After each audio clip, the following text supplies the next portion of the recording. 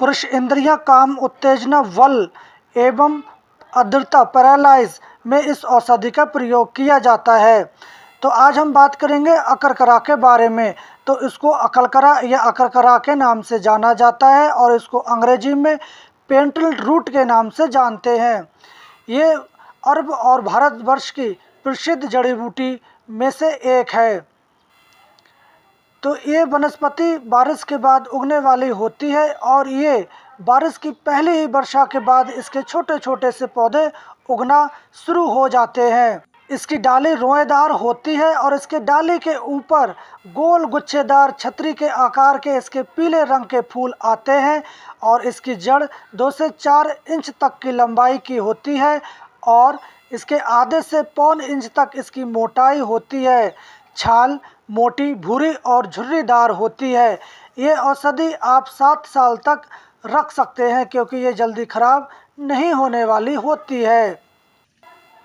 इस औषधि में अल्कोलाइड और ऑर्गेनिक 2 प्रकार के उड़नशील तेल पाए जाते हैं जो आपके शरीर में जलन, लार पैदा करने वाले, काम उत्तेजक, वातनाशक और मज्जा तंतुओं को बल देने वाले होते हैं। आयुर्वेदिक मतानुसार ये औषधि उष्ण वीर्या की होती है। ये वलकारक, चरपरी, सूजन, वात और जुखाम को ये नष्ट करती है।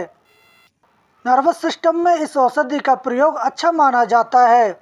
इस औषधि का प्रयोग पक्षाघात, अधीरता, मुंह का लकवा आदि व्याधियों में आप इसका प्रयोग कर सकते हैं।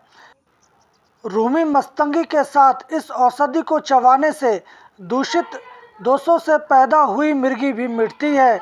इस औषधि में वातनाशक गुण भी मौजूद होता है जिसके कारण ये संधिवात, शून्यवात, वातजनित मस्तिष्क रोग, पुट्ठों का दर्द, कुबड़ापन, गर्दन की अकड़न, जकड़न, जोड़ों का दर्द इत्यादि वात रोगों में आप इसका चूर्ण जैतून के तेल के साथ मिलाकर आप मालिश करते हैं तो आपको काफ़ी फायदा मिलता है। इस औषधि में पसीना लाने का भी गुण विद्यमान होता है।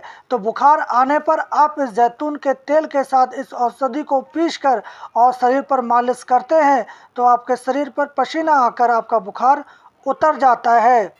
अकरकरा का क्वाथ बनाकर आप इससे कुल्ला करते हैं तो आपके मुंह के छाले भी मिट जाते हैं और आपके हिलते हुए दांत भी मजबूत बन जाते हैं।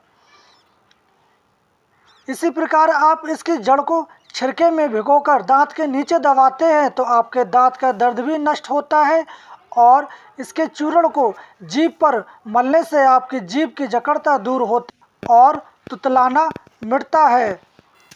छोटी पीपली, काली मिर्च और अकरकरा इन सब का आप चूर्ण बना लें और शहद के साथ सुबह शाम चाटते हैं तो आपकी पुरानी से पुरानी खांसी भी मिट जाती है। और इस चूर्ण को सूंघने से आपके नज़ला या जुखाम के कारण जो सांस लेने में दिक्कत होती है वो भी सांस लेना आपको इजी हो जाता है।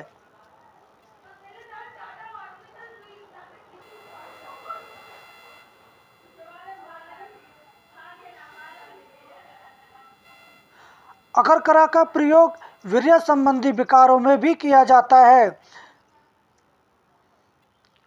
ये औषधि काम उत्तेजक औषधियों में प्रथम औषधि मानी जाती है। ये औषधि विभिन्न औषधियों के साथ देने से आपको वीर्यवर्धक, काम उत्तेजक, स्तंभन में अद्भुत फायदा दिखलाती है। मगर इस औषधि का लाभ ठंडी प्रकृति वालों को अधिक मिलता है। इस प्रकार इसके तेल को आप अपनी इंद्रियों पर लगाते हैं तो आपकी काम शक्ति प्रबल होती है।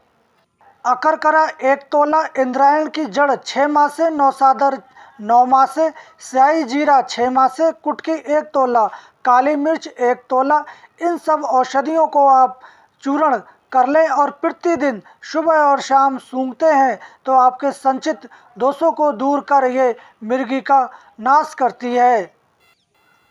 रति लेप बनाने के लिए जायफल, तज, मालकांगनी, अकरकरा, भीमसेन कपूर, जायवित्री, लौंग ये सब आप एक एक भाग ले लें और रेगमाही 5 भाग लेकर बारीक चूर्ण कर आप कपड़े से छान लें।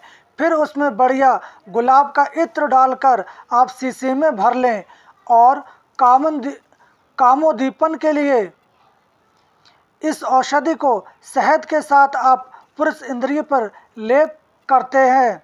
संतान निग्रह लेप के लिए आप पारा, गंधक, अकरकरा, लौंग, कपूर, टनकखार इन सब वस्तुओं को अंजन के समान बारीक करके आप चूर्ण कर लें और समागम के पूर्व शहद के साथ लेप करने से आपका गर्भ नहीं ठहरता है और वो स्त्री कभी मां नहीं बन पाती है।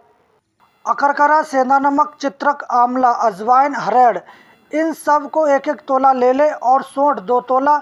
इन सबको आप कपट छान कर इसका चूर्ण कर लें और बिजनौरा नींबू या सादा नींबू में इसकी आप भावना दे दें। सुबह शाम 3-3 माह से आप लेते हैं तो पीनस, मिर्गी, उम्दा, खांसी, श्वास, मंद अग्नि, अरुचि इत्यादि बीमारियों में इस लाभ पहुंचाती है। अकरकरे को नौसादर के साथ पीसकर तलु और मुंह पर खूब रगड़ें, इससे मुंह में शून्यता उत्पन्न हो जाती है। यदि मुंह में आप अंगारे भी भर देते हैं तो आपको जलन महसूस नहीं होती है। कई बाजीगर लोग इसी तरीक़ा से मुंह में इसको अंगारे भरने का अद्भुत खेल दिखलाते हैं। इस अकरकरा का प्रयोग आप मंडूक पढ़ने के साथ सुबह और शाम 3 ग्राम की मात्रा में सेवन करते हैं तो आपकी बुद्धि तीव्र होती है। अकरकरे की तासीर गर्म होती है, इसलिए इसका सेवन ज़्यादा मात्रा में नहीं करना चाहिए। अगर आप इसका सेवन अधिक मात्रा में करते हैं तो आपके शरीर में दाह, खून की उल्टी, जलन, उपद्रव आदि पैदा हो सकते हैं।